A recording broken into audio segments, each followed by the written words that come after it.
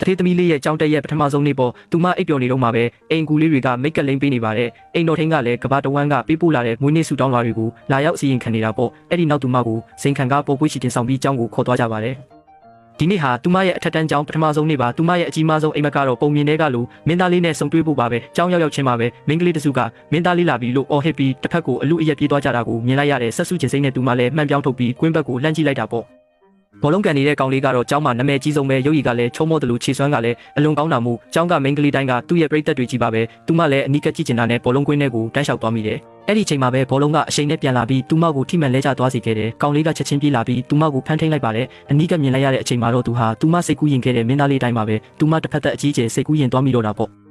ဒီနေ့ကသူမရဲ့16နှစ်ပြည့်မွေးနေ့လည်းဖြစ်ပါတယ်အိမ်မှာမွေးနေ့ပွဲကိုခန်းခန်းနာနာကျင်းပပေးကြတယ်သူမရဲ့မိဘတွေနဲ့အိမ်ဖော်တွေကပါကပ်ခုံပြီးဂုဏ်ပြုပေးကြတာပေါ့အဲ့ဒီမှာဖခင်ဖြစ်သူကစိတ်ကြိုက်ချုပ်လုပ်ထားတဲ့မင်္ဂလာဝတ်စုံကိုလက်ဆောင်ပေးရင်ဘိုးဘေးတယောက်ကသူ့အိမ်မက်ထဲမှာလာပြောတယ်သူသမီးဟာ16နှစ်ပြည့်ပြီးနောက်တစ်နေ့မှာပဲရွေးချယ်ထားတဲ့သူနဲ့လက်ထပ်ရမယ်လို့ပြောလာပါတယ်သူမကတော့သူမရဲ့မင်းသားလေးကိုပဲတွေ့ထားတာဆိုတော့စိတ်ဆိုးမှန်ဆိုးတဲ့ပစ္စည်းတွေကိုလွတ်ပေါက်ပြီးကြောက်ချက်လုပ်တော့တာပေါ့အဖေဖြစ်သူရွေးပေးထားတဲ့ကောင်လေးကိုကြည့်တော့မကြည့်ဘူးလို့ညင်းနေတော့ဓာတ်ပုံပေါင်လေးပွင့်သွားပြီးဓာတ်ပုံထဲကလူကိုမြင်လိုက်ရတဲ့အခါမှာတော့သူမချစ်မိသွားတဲ့ကောင်လေးဖြစ်နေပါတယ်ချက်ချင်းပဲစိတ်ပြောင်းသွားပြီးအဖေလက်ထဲကဓာတ်ပုံအယ်ဘမ်ကိုလူယူကအခုချက်ချင်းလက်ထပ်မယ်လို့ပြောတော့တာပေါ့အဲ့ဒီညမှာသူမဟာသူ့ဓာတ်ပုံလေးကိုဖတ်ပြီးနောက်ရေးအနာဂတ်အတွက်ပျော်ရွှင်စွာစိတ်ကူးရင်ပါတော့တယ်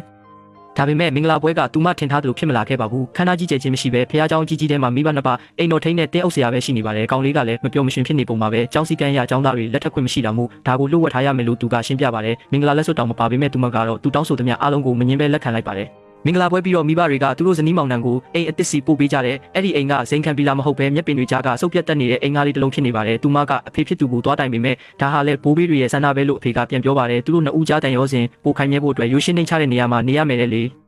ကောင်လေးကလည်းအဲ့ဒီအိမ်မှာနေဖို့ကိုကြီးကြီးဖြူဖြူလက်ခံတာကြောင့်သူမလည်းသဘောတူလိုက်ပါတယ်နောက်ဆုံးမှာတော့သူတို့နှစ်ယောက်တည်းကြံခဲ့တဲ့အချိန်မှာကောင်လေးကသူ့ရဲ့ပုံစံအစ်စ်အမှန်ကိုထုတ်ဖော်ပြပါတော့တယ်